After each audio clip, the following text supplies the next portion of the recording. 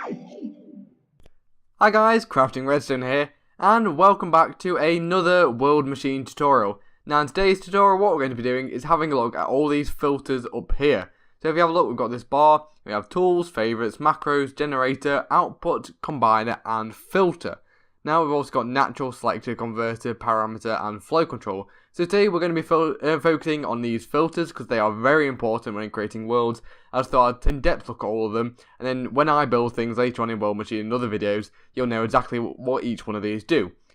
So let's get started and have a look at the first one, which is clamp.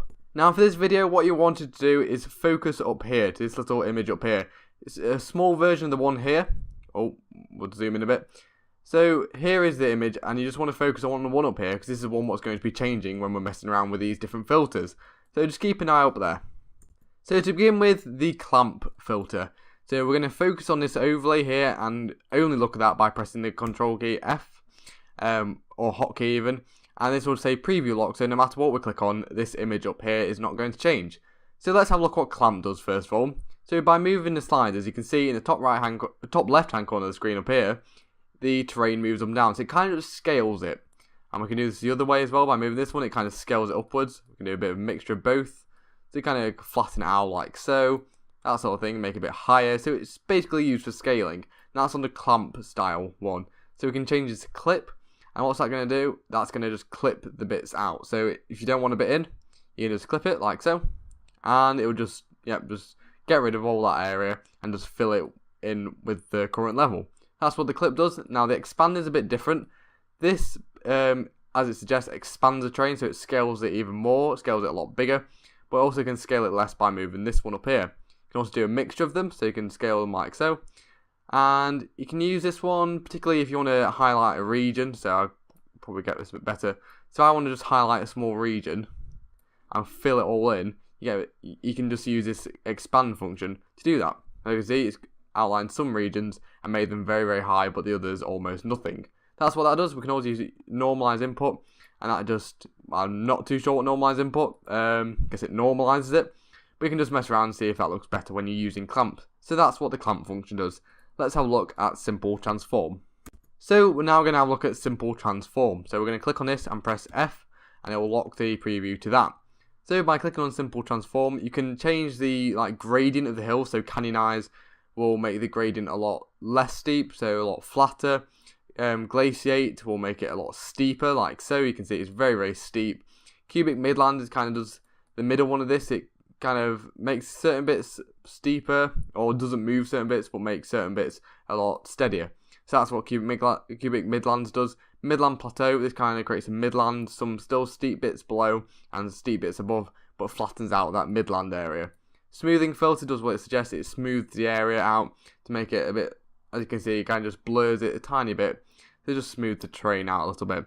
High variance filter is kind of similar to smoothing it. I'm not too sure what this does, but sometimes you can't really see it on this occasion, but sometimes you can see a big difference and just choose it if you like it. And of course you can increase this by an intensity, so you can make it a lot stronger, or just nothing at all. So you can also mix these, so you can create weird sort of terrains by just mixing a few of these up. That's what the simple height transformation does, or simple transform.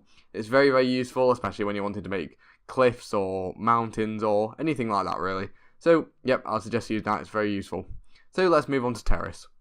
So terrace is very useful on this. You can use it a lot in erosion, and what it does, it just splits up the terrain into these little layers. So we can increase the layers. If you just watch up here, the layers will increase.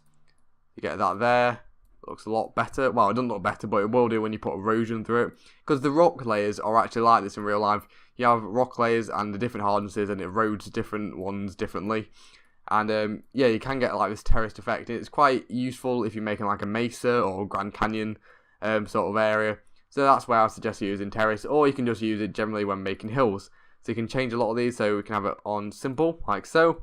Sharp, which one we just had it on, and smooth, which just makes them a little bit smoother. Now you can change these around, you can just see the differences it does. It'll just appear in the top left hand corner of the screen. So that's what that does, just choose one you like when you're messing around with it. And terrace layering, just how it layers a terrace. So that's very useful. Terrace, I use that a lot. So if we have a look like this, it's going to look a lot more natural. and I'll just render this very quickly. So now it's rendered, you can see it's got these different bands of rock, and that's how you can create that sort of effect. Now, there is also a terrace modulation, so this is if it like bends the terrace upwards, otherwise it'll be completely flat. If you have a look, these are slightly bending upwards and down and sort of thing like that, because you get that in the world when earthquakes happen. An example, it shifts parts of the rock, and just shift naturally anyway, and get these kind of wavy sort of lines instead of just straight ones. So it makes it look a lot better by using that advanced purling or whatever going into the terrace. It just makes it look a bit more natural. So let's move on to curves now. So curves is a little like the simple transform, yet you can actually tell it what you want the gradient to be like. So let's just make a random one. You'll kind of see the effect of doing it.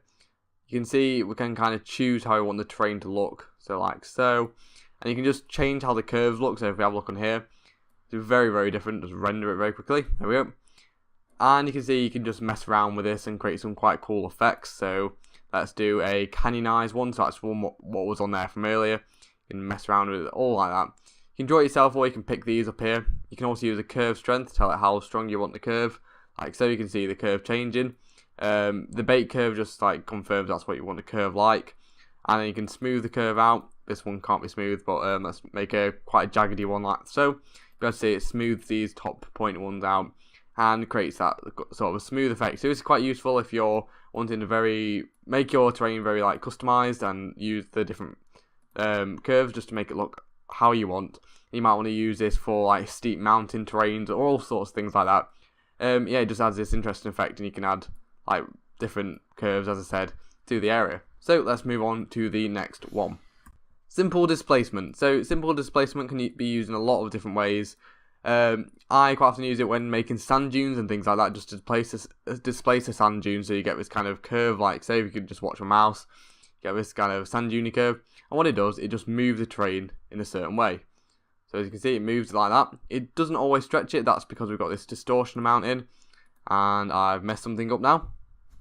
Turns out you do actually need that in, so you have to have that in. But I think it's because I had centered selected, so moving it, you can see it does all sorts of things.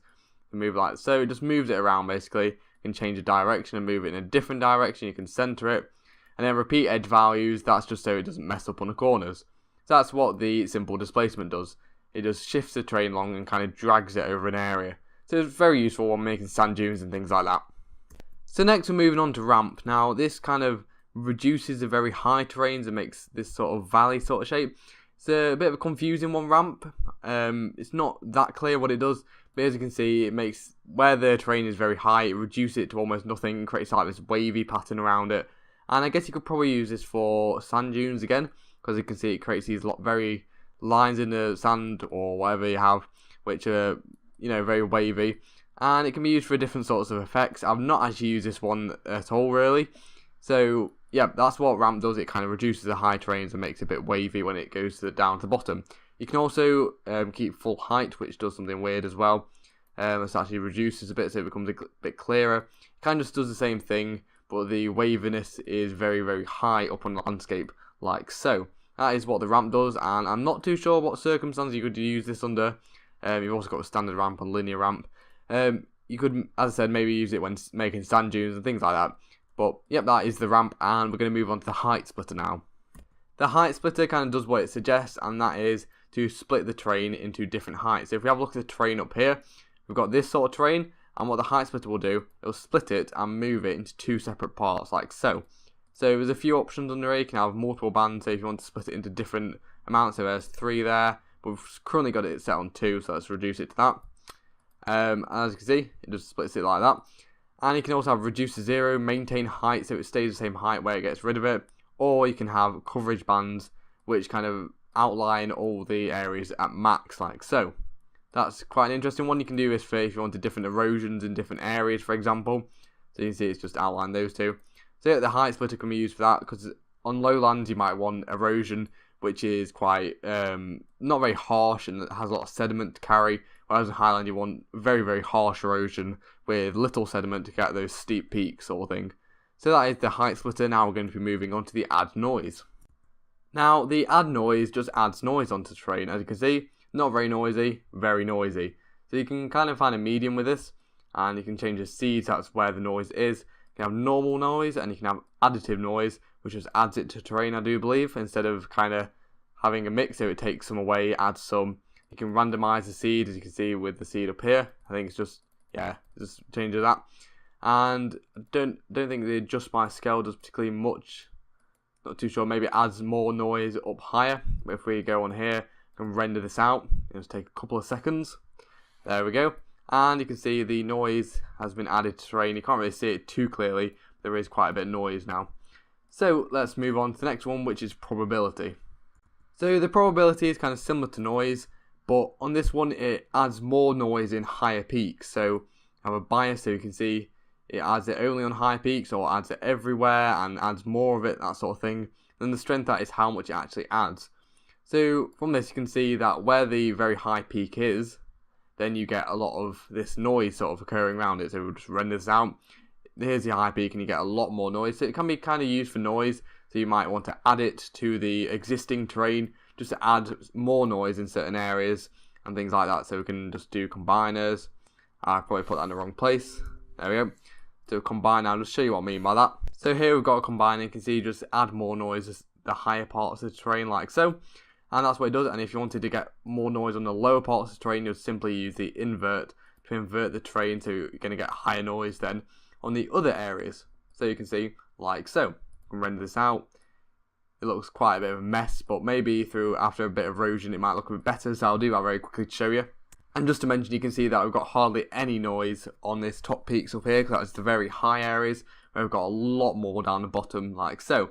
So I'm going to put this through erosion filter just so you can see it a bit better and see how you might use this when making a project.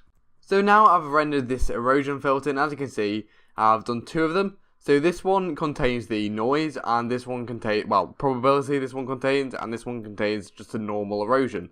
So on this one, you can see it adds just these bit of extra details. It got more slopes and things like that. It just makes it look a little bit more interesting. It does take a bit longer to render, but not much longer. So if we have a look at the other one, it's not quite as high detailed. Yeah, I've got these rivers, but they cut a bit too much into the mountain and things like that. So you can use probability with combinations and other things to make this effect. So let's move on to the blur. Now the blur is very simple. It literally just blurs the terrain. So if we have a look up here, you can just see it's blurring the terrain. Now there's different options for this. You can have the Gaussian, you can have the uniform, which is very fast. It doesn't blur it quite as well though. You can just see the difference here. So Gaussian is very like spherical and smooth. And then you can have also motion blur, which has this effect of kind of blurring it in that direction, or you can change the direction, as you can see. I guess you could create ridges with that. I'm not too sure what you could do with that. But yeah, quite useful. You can use blur if you wanted to create a mask for something, and show you what mask is. If we just change this to mask, it just creates this sort of effect here, as you can see. And masks can be put into these mask input to only cause an effect happening in certain places. So let's just demonstrate that very quickly. We can grab this here, and we can just pop that into the mask here. So it's only going to blur it. Let's just put it in the right mode. It's only going to blur it in the places where the mask is white, and less so in the middle. So you can see it's going to blur in certain places, like so. So that's basically what mask does, and that is what the blur does. So let's have a look at the expander. So the expander kind of does what it says on the tin. It kind of just expands the area. As you can see, it makes it a lot bigger. We can do this in different ways. We can make it smaller, I guess, as well. The smaller option. You can swell it so it gets a lot bigger, like so. And you can also tighten it so it gets a bit smaller, more like steep and things like that. And there's also these different modes. So you can see circular.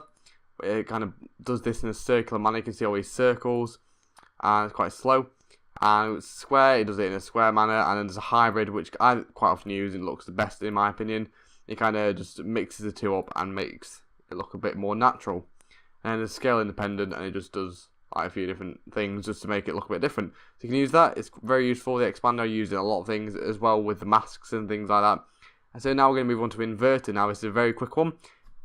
The inverter simply inverts the terrain. So if we have a look up here, we've got this terrain here, and put it through the inverter and it'll just swap it around.